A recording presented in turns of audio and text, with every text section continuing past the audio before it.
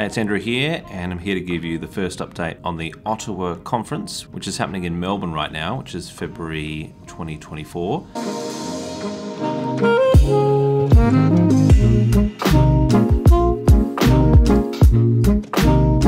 Just a bit of background, the Ottawa Conference is named after the first city it was in Ottawa, Canada, and they've just stuck with that name. And it's slightly misleading because it's a conference around medical and health practitioner, educator assessments, and it was started in 1985 by Ron Harden, often credited as the father of the OSCE, and Professor Ian Hart.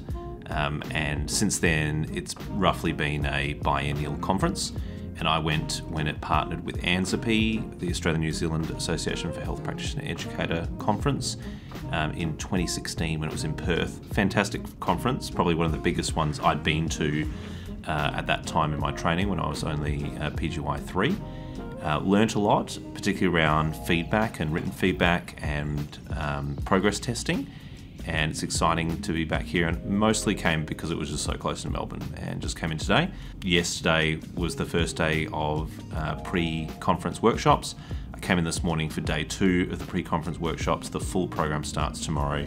I attended a couple of really cool workshops today, the first of which was based on professionalism, and they were putting forward a particular coaching method, which was called the R2C2 GROW model. It's an acronym that stands for all the things. I thought it was really good, and congrats to the team from the university in Indonesia who were presenting that. It was a really great session.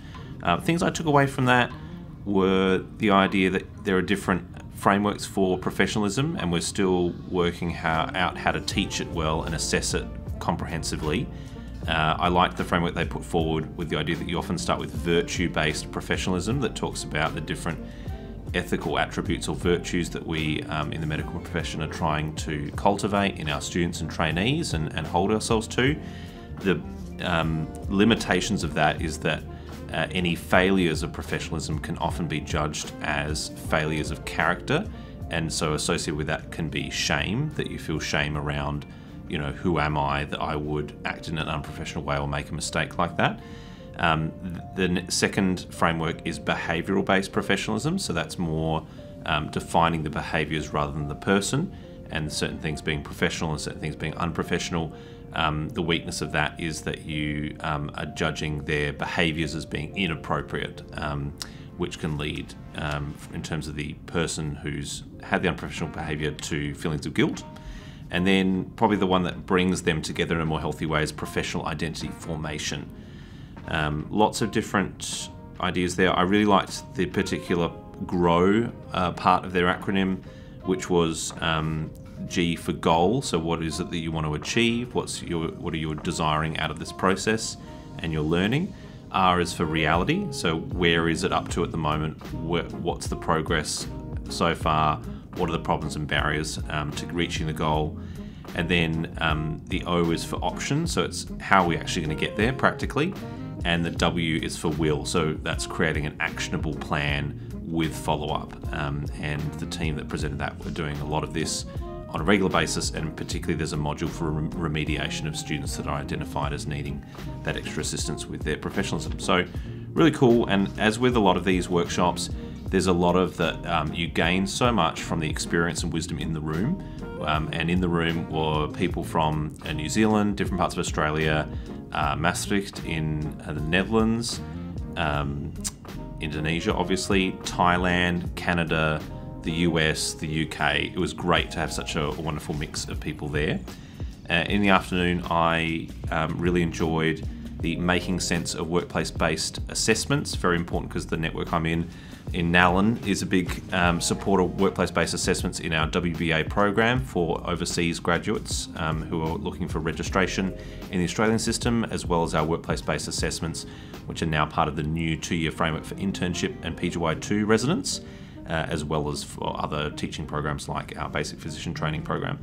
So that was hosted by Brian Jolly, who is quite well known in the workplace-based assessment sphere. He authored or co-authored a paper now I think 12 years ago called Making Sense of Workplace-Based Assessments, which has been enormously cited in many other subsequent papers, and many of those papers have been very influential as well. He introduced an idea that was called construct irrelevant variance. So identifying that if you have a workplace-based assessment, there can be lots of, I suppose what I'd summarize as confounding factors, so things that influence or introduce variance into that assessment and work against the consistency or accuracy of that assessment that are not anything to do with specifically the trainee or the particular assessment method, but they can be to do with the environment, it can be to do with bias, it can to do with the patient factors that are there, and other things as well. It's really good to break that down. We talked about how in a lot of assessments, workplace-based in particular, as well as some other structured ones like the OSCE, that there can be checklists for assessment versus domain-based assessment. So the checklist can be like ticking off, the trainee introduced themselves, they did hand hygiene, they got consent, they appropriately positioned the patient, they began with a general inspection, like checklisting everything. Domains is more that their technique was appropriate, that their professionalism was appropriate, that their management plan was appropriate, that their communication was appropriate with various levels of competency. And then there's, of course, the global rating that could be on a scale of 1 to 10, or it could be just, A, B, C, D, E, or it can be high distinction, pass type rating as well.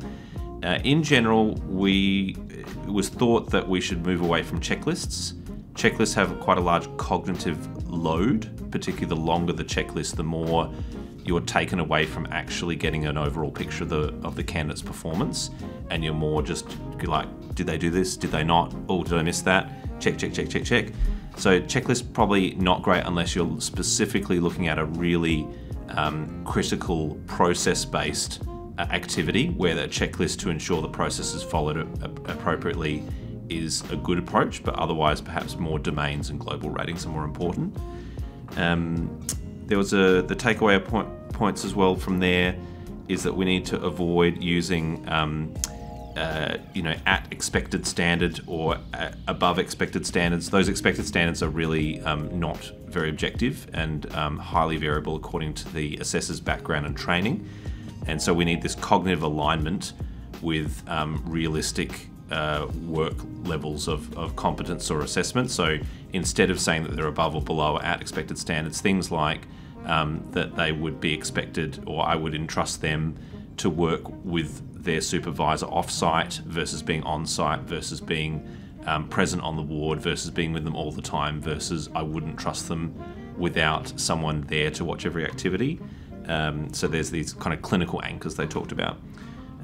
They also talked about, with some of the literature, this idea of the variability of people's assessment is actually meaningfully idiosyncratic. That is to say, we don't need to focus so much of our efforts on trying to stamp out variability or inconsistency in assessment. Probably the extremes at each end of people that are assessing way too high or assessing way too low, that those things need to be addressed. But in this middle group of people of a kind of a spread of different assessments and rankings, that's okay, and that there is actually some meaning in there.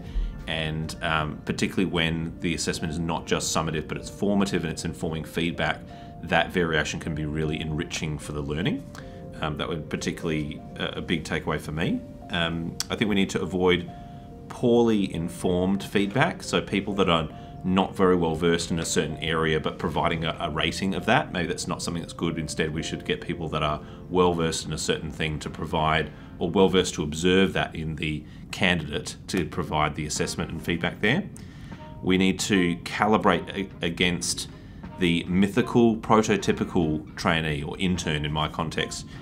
So kind of considering what would you see as being the best possible standard of an intern in this situation, the worst possible or just borderline passing, and what would be the kind of prototypical average intern. That's the standard that we need to measure against rather than anything else that we might have in our minds. As I said, avoid tick boxes or checklists unless it's very specific process-driven activity. And there's a big need for multi-source origin for multi-source feedback. So it means that when you're doing multi-source feedback, it shouldn't just be doctors of the same level. We need doctors of various backgrounds, of various seniority, and we need not just doctors. We need pharmacists, we need senior nurses, we need allied health, even non-clinical staff that interact with our trainees and students. that provides a true multi-source feedback and different perspectives that are there to really get the most accurate feedback that we can for our trainees. So that's what I took away from today. It's been good, and I'll see you soon.